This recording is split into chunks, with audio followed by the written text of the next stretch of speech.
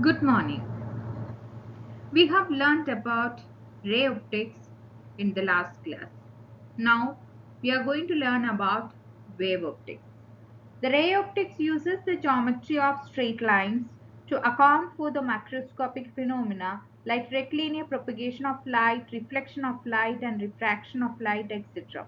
However, the microscopic phenomena like interference, diffraction, and polarization could not be accounted by ray optics. So, to explain these phenomena, concept of waves was introduced, and a new branch of physics based on the wave concept of light was called wave optics or physical optics was introduced. The wave theory of light was put forward first by Huygens and later modified by Fresnel. So, according to the wave theory of light, light is a form of energy which travels through a medium in the form of transverse wave motion. The speed of light in a medium depends on the nature of medium. This we have learned in class 10 in the chapter light. So we are going to learn about wave nature of light, and we are going to explain some phenomena based on wave nature of light. What is a wave? A wave is a disturbance that propagates through a medium. If we are dropping a stone to a pond, we can see that water waves are formed in the pond. So the stone creates a disturbance in the medium, that is water, and waves are produced. These waves are advancing. You can see that the waves are advancing in concentric circles. So here each wave, here you can see on this diagram, the waves which are in the same phase are forming a circle. So a group of points which are at the same phase is called a wavefront. A locus of points which oscillate in phase is called a wavefront. Locus means group. Group of points which oscillate in phase is called a wavefront. A circle which is marked here in red color indicates the points which are in the same phase. So we can call this as a wavefront. The shape of the wavefront is circle. Here so many concentric circles we can see in the picture. As water surface is two dimension, we are getting concentric circles as wavefront. But when we are considering a point in space, the waves which are coming out from that will give the spherical surface. So the wavefront will be spherical in nature. The speed with which the wavefront moves outwards from the source is called the speed of the wave.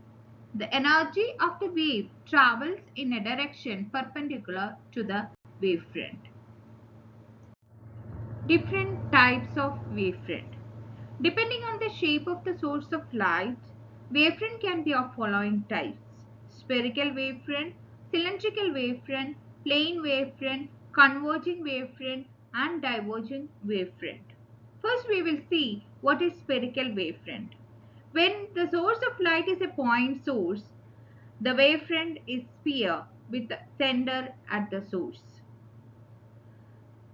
Next, we can explain what is cylindrical wavefront. If the source of light is a line, then the waves which are coming out from that will be cylindrical in shape.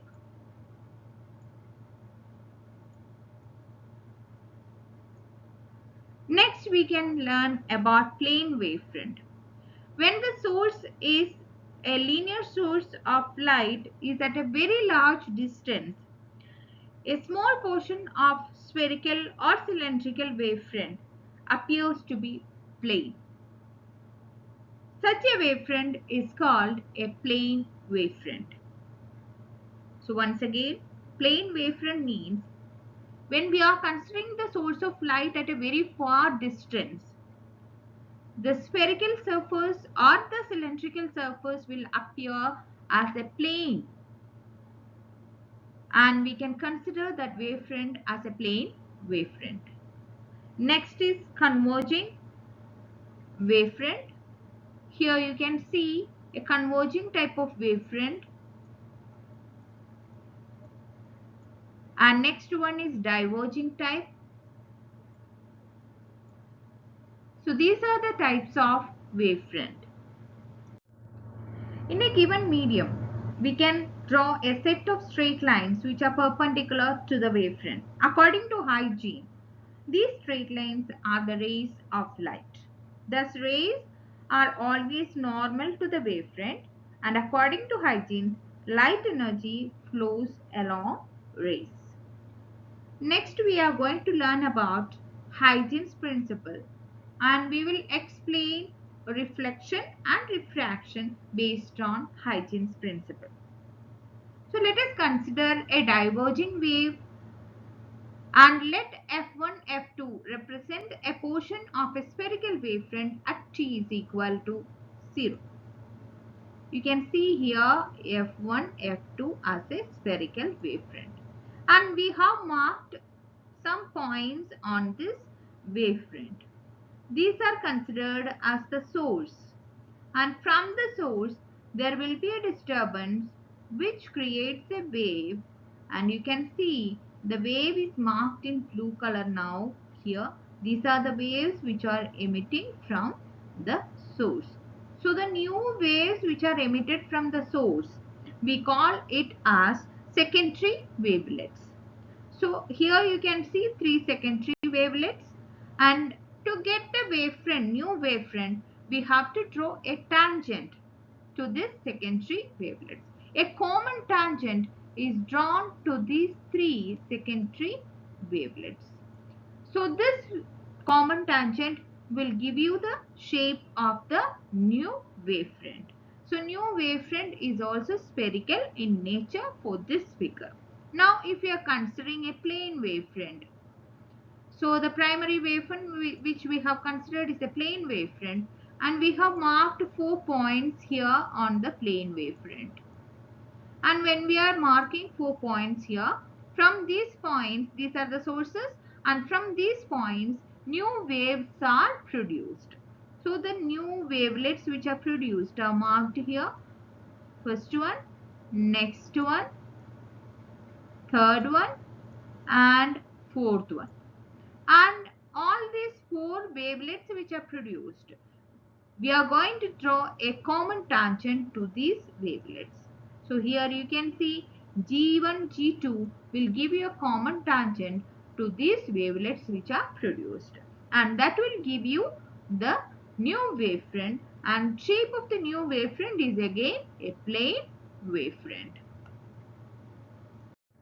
Thus, if we wish to determine the shape of a wavefront at t is equal to tau, we draw spheres of radius v tau from each point on the spherical wavefront, where v represents the speed of the wave in the medium.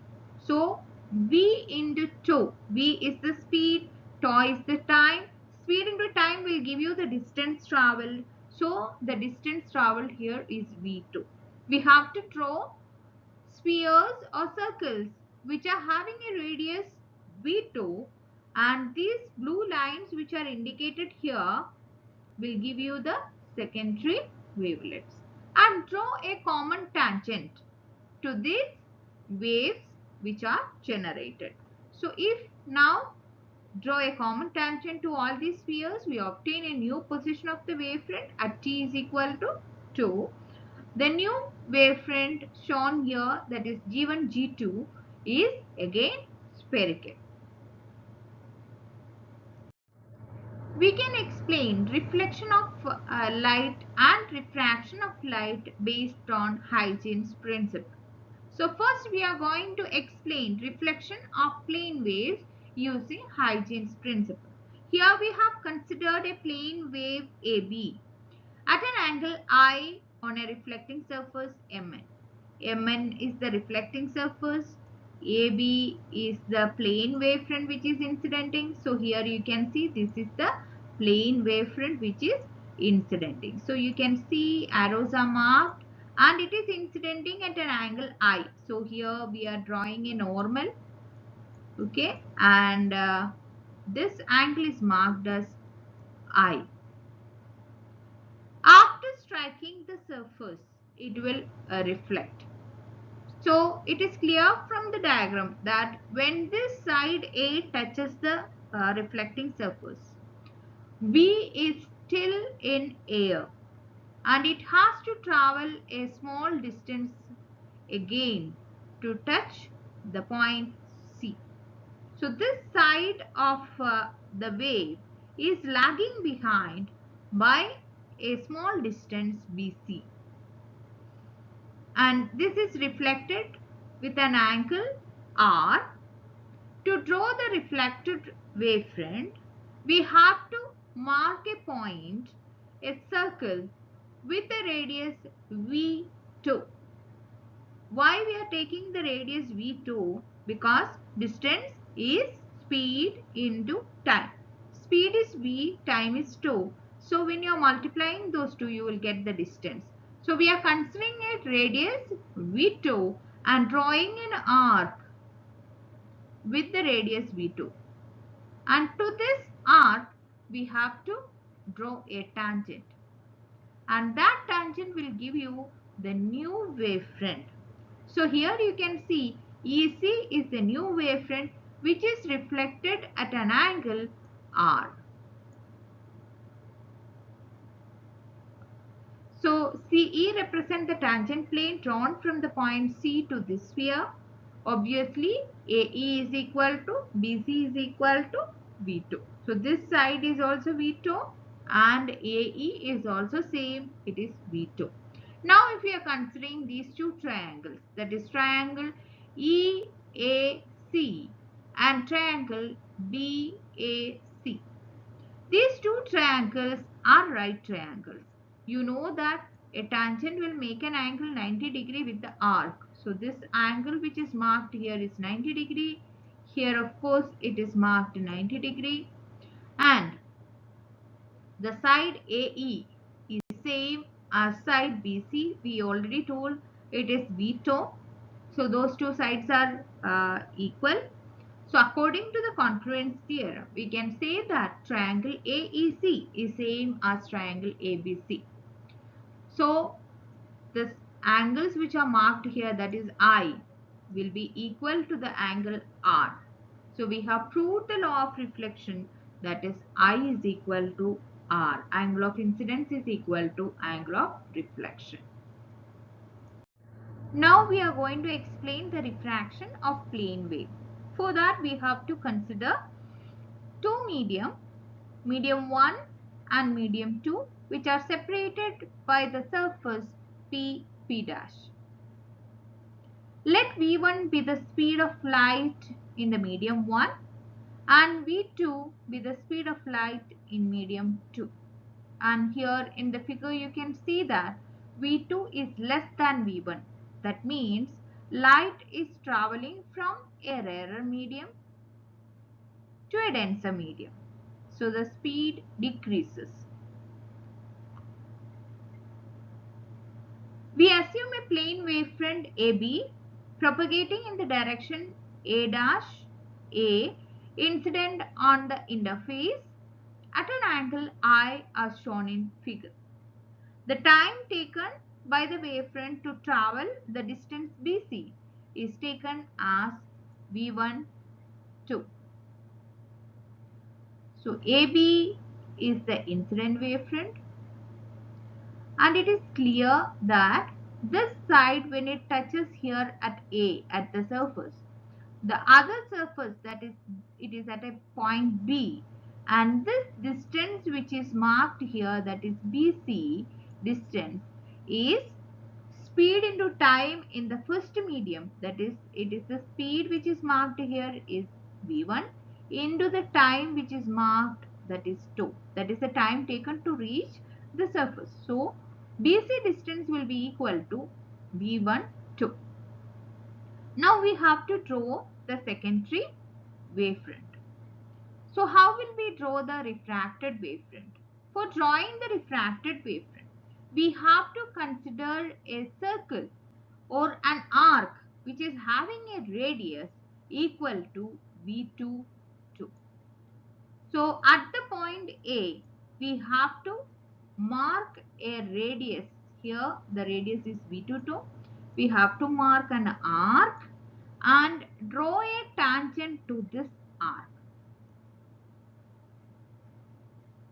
So this tangent will give you the refracted wavefront.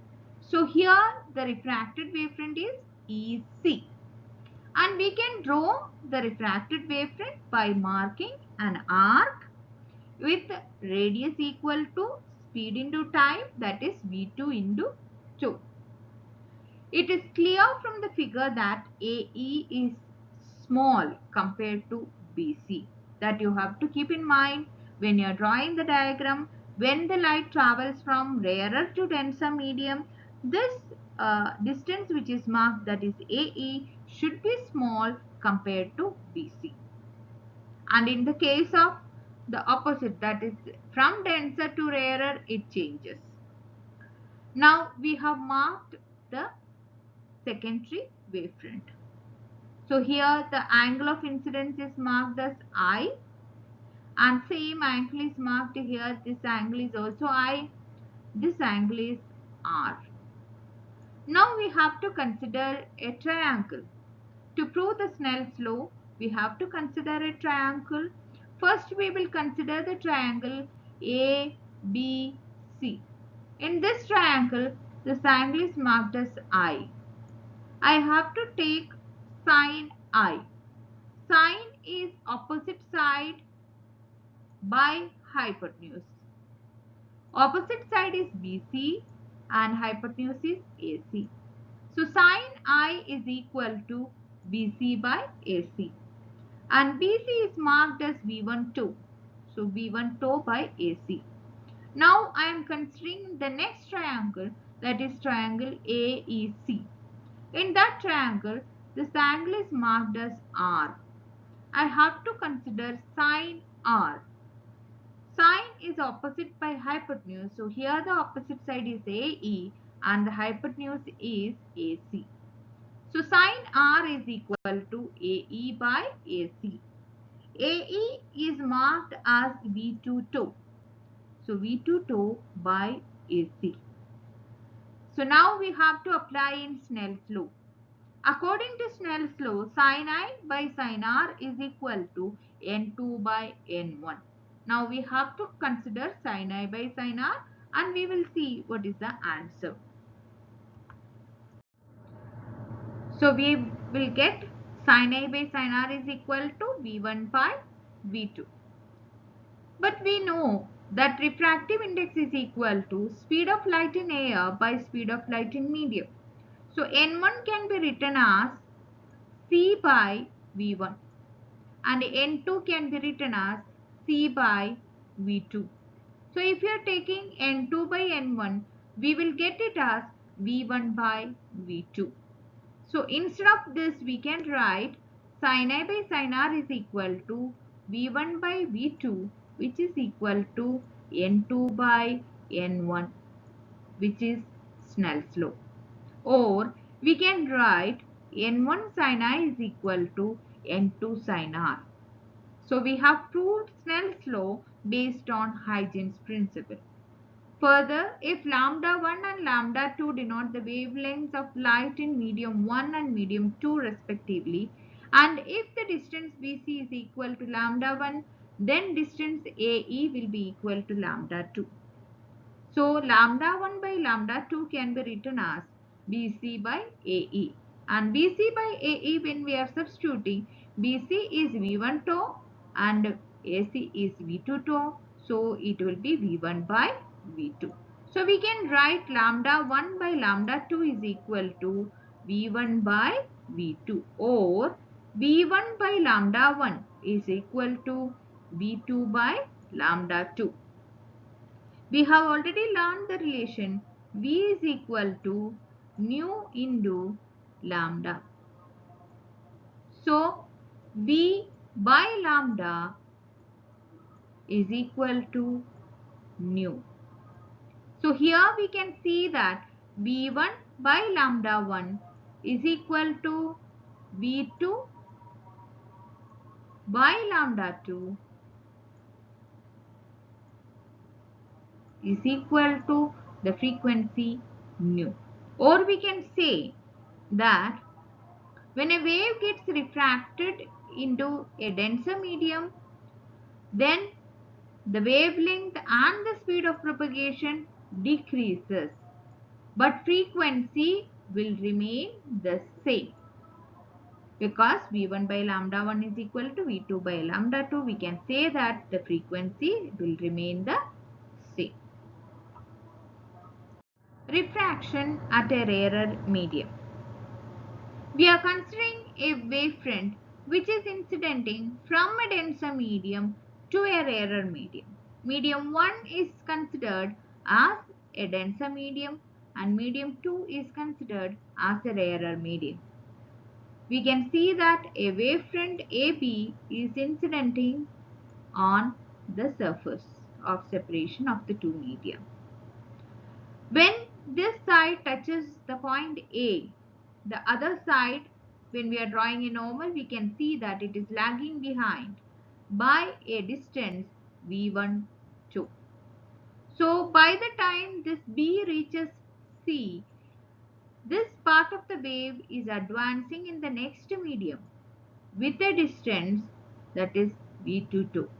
To get the refracted wavefront, we have to draw an arc with a radius V22 and draw a tangent to this arc. So the tangent which is drawn here, that is EC, gives the refracted wavefront. This angle is marked as I and this angle is the angle of refraction, that is R. So here you can see this angle is marked as I, this is R. The same, this angle is I, this angle is R. So it is traveling from a denser to a rarer medium. The angle of refraction we are considering to be greater than the angle of incidence. And according to Snell's law, we can say that n1 sin I is equal to n2 sin R. Now, if I is IC, what is IC? It is the critical angle. Then we can say that sin R is equal to 1 because for a medium, that is a denser medium, to a rarer medium, if a light travels, when the angle of incidence is critical angle, the refracted ray just grazes over the surface and angle of refraction will be 90 degrees. So sin R will be sin 90 and sin 90 value is 1. Obviously, for I greater than IC, if the angle of incidence is greater than the critical angle, there cannot be any refracted wave. So it will be total internal reflection. Angle IC is known as the critical angle, and for all the angles which are greater than the critical angle, a refracted wave will not be there and it will undergo total internal reflection. So we can write there sin IC is equal to N2 by N1 because sin R is 1. Now we can consider the emerging wavefront for a prism and convex lens and a concave mirror. So this can be asked for 1 mark to draw the wavefront which are coming out from a prism or a convex lens or a concave mirror. So first we consider a plane wave which is incidenting on a prism. So you can see that a plane wave is incidenting on a prism and lower part has to travel this much through the medium. But upper part comparatively it is less.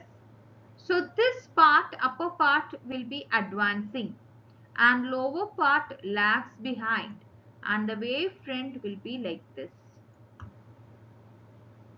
So it will resulting in a tilt in the emerging wavefront as shown in figure. Now we are considering a convex lens. As you know that in a convex lens at the end points it is thin. At the middle point it is thick. So where it is the thick glass, the wavefront will take a longer time to cross the lens. Where it is the thin part, wavefront has to travel a small distance only, so it will be advancing forward.